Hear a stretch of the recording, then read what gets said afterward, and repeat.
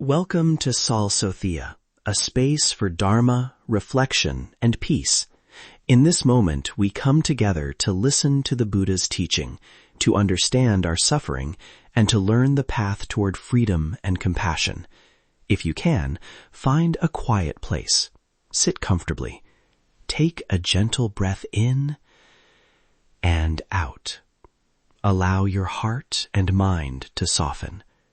Today, we will talk about finding enough, a Buddhist practice of contentment. Let us begin our practice together. Why speak about contentment now? Many of us live with a constant urge for more things, more praise, more productivity. This seeking creates a restless habit that pulls the heart away from peace.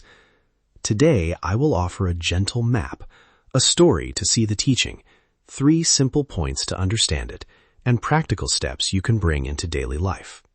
This teaching matters because contentment, Santosha, is not resignation. It is wise discernment.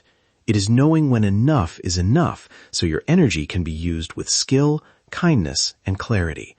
For some, that means working diligently with open-hearted intention. For others, it means letting go of needless striving. Both can be part of a wise life. Let me tell you a short story from the Buddha that helps us feel the edge between wanting and enough. Once the Buddha visited a village where 2 neighbors each owned a field. One neighbor always wanted more harvest, bigger fences, a newer plow. He measured his worth by growth. The other tended his field simply, sharing what he had and resting with his harvest when it was done. The first man grew anxious and restless. The second slept with ease and a light heart. The Buddha pointed to the peace of the one who knew enough and said, "Such contentment is like a cool shade on a hot day." In our Khmer homes, I remember an elder saying, "When the rice in the bowl is enough, the mind rests." It is not that you stop caring for the family or the land. It is that you recognize what truly nourishes you: safety, companionship, a day's work finished, and you do not let comparison steal that simple satisfaction. Picture a small Khmer household scene: a mother serving rice, a child smiling, a neighbor dropping by with a mango. There is a basic abundance: food, shelter, connection. Yet the mind can still chase a newer thing: another phone, another opinion of self. The practice of Santosha asks, can we feel the fullness of what is already present? Now let us turn to 3 clear teachings about how contentment grows. We will take them slowly and bring each one back to how you can feel it in daily life. Point 1. How craving arises. Craving often begins as a small wanting, an idea that something outside will complete us. It is fed by comparison, seeing another's new thing and feeling a small gap. The mind rehearses stories. If I had that, I'd be happier. Over time, this becomes a habit. Notice how quick the wanting can be, like a reflex. When you see this reflex, you are already practicing awareness. Notice the body when craving arises. The chest may tighten. The breath may shorten. If we only follow the story, the wanting grows. If we pause and sense the body, we can meet the wanting with kindness and curiosity instead of judgment. Point 2. A right view of enough softens craving. Right view means seeing clearly what truly sustains us: simple needs met, loving relationships, a mind that can rest. This is not about denying ambition. It is about aligning aspiration with wisdom. Ask, will this make my heart lighter or heavier? This question brings clarity. Point 3. Simple habits support a content heart. Small, consistent practices train the mind to notice enoughness. 3 I will offer today are practical: an evening enoughness review, a mindful purchase intention, and a brief daily sit to observe wanting. These are small seeds that, over time, grow steadiness. Let us walk through each practice with exact steps you can try tonight or tomorrow morning. The instructions are simple. Do what feels possible for you. Practice 1. Evening Enoughness Review. At the end of the day, sit quietly for 3 to 5 minutes. Breathe naturally. Ask yourself, what did I receive today? What was enough? Name 2 or 3 simple things. A warm meal, a conversation, a completed task. Let the mind rest on those things. If a thought arises that you lacked something, notice it with kindness, and then return to the list. This practice trains your mind to recognize provision and reduces the habit of seeking. Many families share thanks before a meal. This is a living enoughness review, simple and powerful. Even saying, "We are grateful for this," once a day, loosens the grip of endless wanting. Practice 2. Mindful Purchase Intention. Before buying something, pause.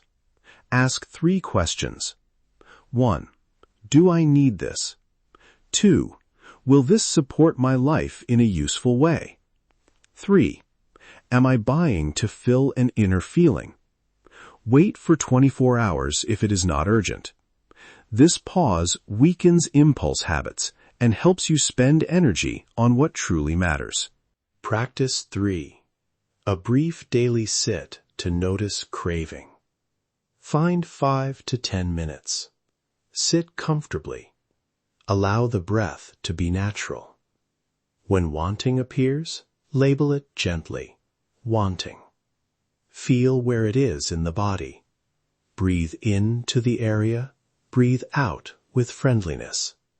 Do not push the wanting away. See it, name it, and let it soften. Over time, these short sits change how quickly craving grips you.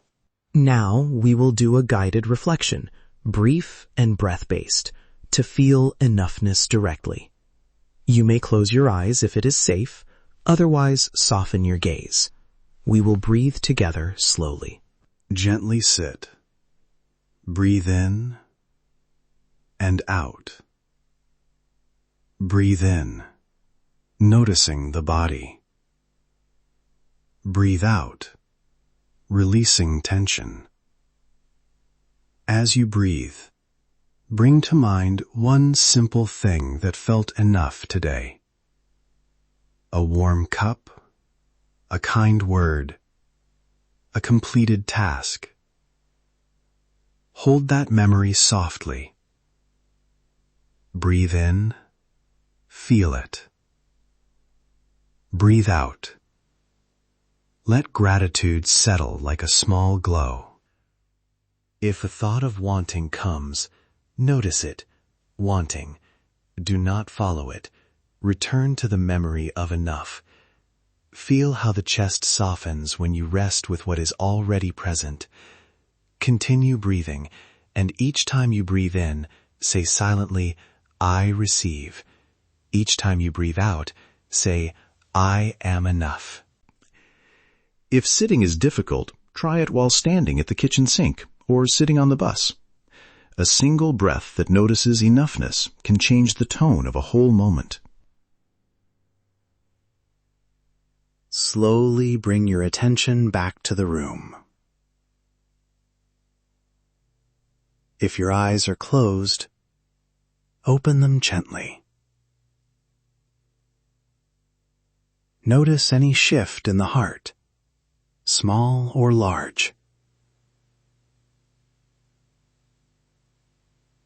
This practice is not about forcing joy.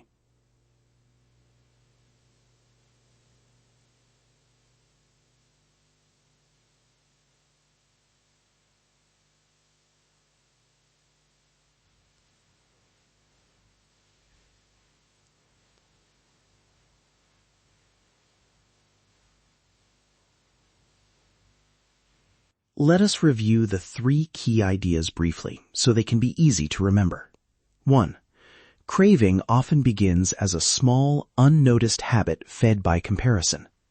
2. A right view of enough frees energy for wise effort. Contentment is not passivity, it is discernment. 3. Simple, repeatable practices, an evening review, a mindful pause before purchase, and short sits to notice wanting, train the heart to rest. If you can remember only one thing from today, let it be this. Pause before you follow a wanting. Even a breath can open a space where choice arises. How might these practices fit into your life? At work, you can do a 2-minute enoughness review at lunch. At home, invite family to name one thing they felt grateful for before dinner. In the temple, sit with the question, what is enough to sustain my practice today? These are small adjustments, not large obligations. A gentle caution. Contentment is not discouraging skillful effort. It is not saying, do nothing. Rather, it helps you choose your effort wisely, guided by compassion and clarity. When you act from enoughness, your actions are less reactive and more generous. Remember, the practice is patient. Sometimes you will forget. Sometimes you will reclaim calm in a single breath. Both are fine. Be kind to yourself. May you try one small practice this week, perhaps the evening enoughness review tonight, or the mindful pause before your next purchase. Start small. Let it be gentle. See the heart change bit by bit. May you be well. May you be peaceful. May you be free from suffering. Thank you for listening to Sal Sothea. If this teaching brought you peace, share it with someone who needs it. Subscribe to Sal Sothea so you never miss a talk. May we all walk the path together. Thank you for practicing with Sal Sothea. May your day be guided by wisdom and compassion. In this moment, return to the breath and carry a small sense of enough with you.